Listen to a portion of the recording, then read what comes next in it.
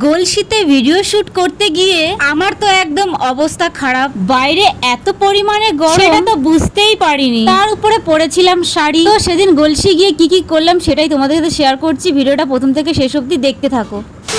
Hello viewers, আমার নাম সোনালী, আমি থাকি পানাগড়ে। বহুদিন পর আবারও একটা ব্লগ তোমাদের সামনে নিয়ে আসলাম। অনেক দিন হয়ে গেল তোমাদের সাথে সেভাবে কোনো ব্লগ শেয়ার করা হয়নি, আর তোমরাও জানি আমার ব্লগের জন্য তোমরা ওয়েট করছিলে, তাই আমিও নিয়ে চলে আসলাম সুন্দর একটা ব্লগ। বেশ কিছুদিন ধরে আমি তোমাদের সাথে কোনো ভিডিওই শেয়ার করতে পারছিলাম না, কারণ আমার মন মেজাজ খুব একটা ভালো ছিল না, আর সময়টাও খুব একটা ভালো যাচ্ছে না। তার জন্যই কয়েকদিন ভিডিও আমি করিনি। যাই হোক, অনেকদিন পর ভয়েস ওভার দিচ্ছি, কোনো ভুল ত্রুটি হলে ক্ষমা করো। অনেকদিন পর ব্লগ ভিডিও দিচ্ছি বলে তাই ব্লগটা একটু বড় হতে চলেছে, তাই তোমরা কিন্তু ভিডিওটা কেউ স্কিপ করো না, প্রথম থেকে শেষ অবধি দেখতে থাকো। যাই হোক, সেদিন সকাল সকাল রেডি হয়ে বেরিয়ে পড়েছিলাম সুন্দর সুন্দর ভিডিও করার উদ্দেশ্যে। আর সেদিন ভিডিও শুট করতে গিয়েছিলাম গলসিতে। জানো তো, সবসময় তো ঘরেই থাকি, তাই বাইরে এত পরিমাণে গরম পড়েছে সেটা বুঝতেই পারিনি। তার উপরে বাড়ি থেকে সকালবেলা কিছু খেয়েও বেরোইনি। আসলে কি বলতো, কোথাও যাওয়ার হলে এতটাই তাড়াহুড়ো করে ফেলি যে কিছু খাওয়ার আর সময়ই পাই। যাই হোক,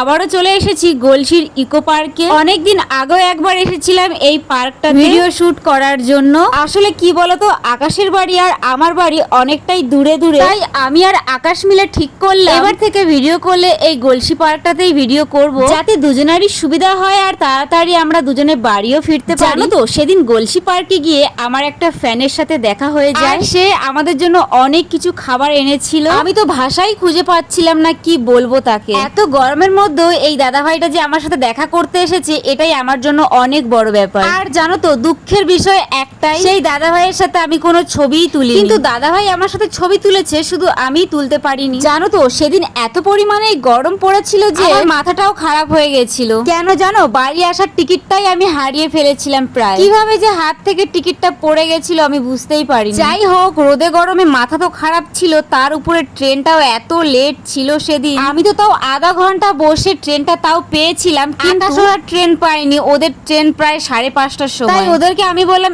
এতক্ষণ স্টেশনে বসে থেকে কোনো লাভ নেই, তোমরা এক কাজ করো, বাসে চলে যাও। তাই ওরা চলে গেল বাসে করে, আর আমি চলে আসলাম ট্রেনে করে। আর বাড়ি আসার পথে দেখছিলাম তাল বিক্রি হচ্ছিল, তাই ভাবলাম যে চলো একটা নেওয়াই যাক, কারণ আমার মা তাল খেতে অনেক ভালোবাসে, তাই মায়ের জন্য একটা নিয়ে নিলাম। তো গাইজ, আজকের ভিডিওটা এতটুকুই। খুব তাড়াতাড়ি অন্য ব্লগে দেখা হচ্ছে।